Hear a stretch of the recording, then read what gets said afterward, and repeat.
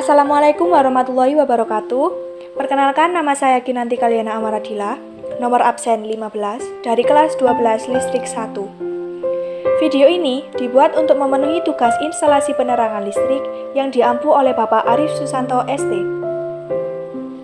Saya akan menjelaskan tentang dasar teori penerangan jalan umum. Yang pertama, fungsi penerangan jalan.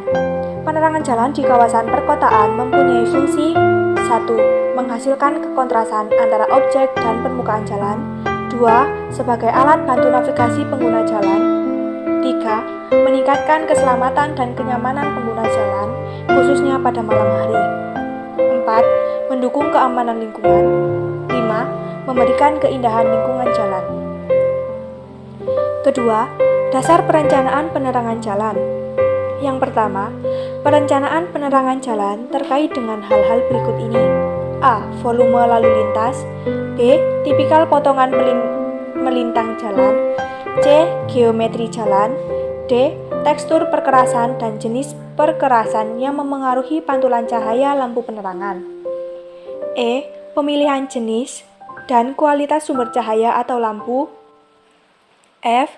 Tingkat kebutuhan, biaya operasi, biaya pemeliharaan, dan lain-lain. G. Rencana jangka panjang pengembangan jalan dan pengembangan daerah sekitarnya. H. Data kecelakaan dan kerawanan di lokasi. Yang kedua, beberapa tempat yang memerlukan perhatian khusus dalam perencanaan penerangan jalan antara lain: A. Lebar ruang milik jalan yang bervariasi dalam satu ruas jalan. B. Tempat-tempat di mana kondisi menjadi lengkung atau horizontal. C. Tempat yang luas seperti persimpangan, interchange, tempat parkir, dan lain-lain. D. Jalan-jalan berpohon. E. Jalan-jalan dengan lebar median yang sempit, terutama untuk pemasangan lampu di bagian median. F. Jembatan sempit atau panjang. G. Tempat-tempat lain di mana lingkungan jalan banyak berinterferensi dengan jalannya. Yang ketiga, jenis lampu penerangan jalan. Yang pertama, jenis lampu penerangan jalan ditinjau dari karakteristik dan penggunaannya. Pada umumnya ada 4 jenis lampu.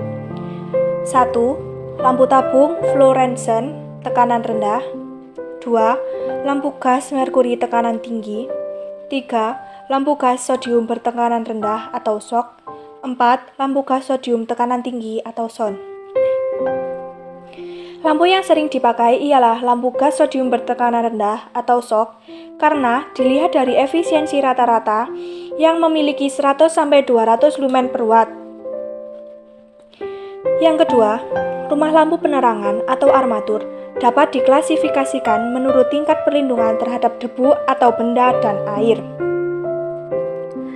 Hal ini dapat diindikasikan dengan istilah IP atau Index of Protection atau indeks perlindungan yang memiliki 2 angka. Angka pertama menyatakan indeks perlindungan terhadap debu atau benda dan angka kedua menyatakan indeks perlindungan terhadap air. Sistem IP merupakan penggolongan yang lebih awal terhadap penggunaan peralatan yang tahan hujan dan sebagainya dan ditandai dengan lambang. Semakin tinggi indeks perlindungan, semakin baik standar perlindungannya. Pada umumnya, indeks perlindungan atau IP yang sering dipakai untuk klasifikasi lampu penerangan adalah IP23, IP24, IP25, IP54, IP55, IP64, IP65, dan IP66. Saya akan memberi salah satu contoh dari indeks perlindungan yang sering dipakai, yaitu IP66. IP66 memiliki 2 angka. Angka yang pertama adalah 6 yang memiliki angka perlindungan sempurna terhadap sentuhan, dan perlindungan yang sempurna dan debu tidak dapat masuk ke dalam lampu. Angka yang kedua adalah 6 juga, yang memiliki angka perlindungan tahan derasan air, yaitu tahan terhadap air deras, misalnya gelombang air laut. Yang keempat, ketentuan pencahayaan dan penempatan. Yang pertama, pencahayaan pada ruas jalan. Kualitas pencahayaan pada suatu jalan diukur berdasarkan metode iluminansi atau luminansi, karena dapat diukur langsung di permukaan jalan dengan menggunakan alat pengukur kuat cahaya. Yang kedua, rasio kemerataan pencahayaan atau uniformity ratio. Rasio maksimum antara kemerataan pencahayaan maksimum dan minimum menurut lokasi penempatan tertentu, seperti jalur lalu lintas. Di daerah permukiman memiliki rasio maksimum 6:1. Di daerah komersil atau pusat kota memiliki rasio maksimum 3:1. Jalur penjalan kaki di daerah permukiman memiliki 10:1. Di daerah komersil atau pusat kota memiliki rasio maksimum 4:1. Terowongan memiliki rasio maksimum 4:1. Tempat-tempat peristirahatan atau rest area memiliki rasio maksimum 6:1. Yang ketiga, pemilihan jenis dan kualitas lampu penerangan. Pemilihan jenis dan kualitas lampu penerangan jalan didasarkan pada 1. Nilai efisiensi, 2. Umur rencana, 3. Kekontrasan permukaan jalan dan objek. Yang keempat, penempatan lampu penerangan. Yang pertama, penempatan lampu penerangan jalan harus direncanakan sedemikian rupa. Yang kedua, sistem penempatan lampu penerangan jalan. Yang ketiga, pada sistem penempatan parsial, lampu penerangan jalan harus memberikan adaptasi yang baik bagi penglihatan pengendara. Yang keempat, perencanaan dan penempatan lampu penerangan jalan. Yang kelima, batasan penempatan lampu penerangan jalan tergantung dari tipe lampu, tinggi lampu, lebar jalan, dan tingkat kemerataan pencahayaan dari lampu yang akan digunakan. Yang kelima, penataan letak lampu penerangan jalan. Penataan atau pengaturan letak lampu penerangan jalan diatur seperti pada gambar 2.2, 2.3, 2.4, dan 2.5. Dan yang keenam, penataan letak lampu pada perlintasan kereta api. Yang pertama, penataan lampu penerangan jalan pada perlintasan kereta api apabila kereta api pada perlintasan tersebut beroperasi pada malam hari. Yang kedua, persyaratan kuat pencahayaannya ditetapkan pada suatu area perlintasan kereta api seperti pada gambar 2.6.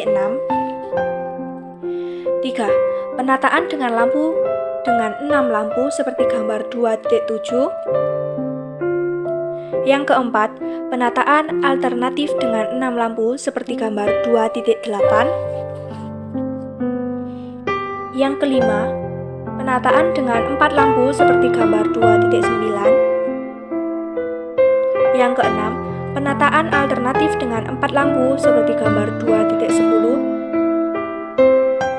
Yang ketujuh, penataan dengan 2 lampu seperti gambar 2.11. Dan yang terakhir, penataan lampu penerangan terhadap tanaman jalan. Dalam penempatan lampu penerangan jalan, harus dipertimbangkan terhadap tanaman jalan akan ditanam maupun yang telah ada. Sehingga perlu adanya pemangkasan pohon dengan batasan seperti pada gambar 2.12. Sekian penjelasan dari saya. Bila ada kesalahan, mohon dimaafkan. Wassalamualaikum warahmatullahi wabarakatuh.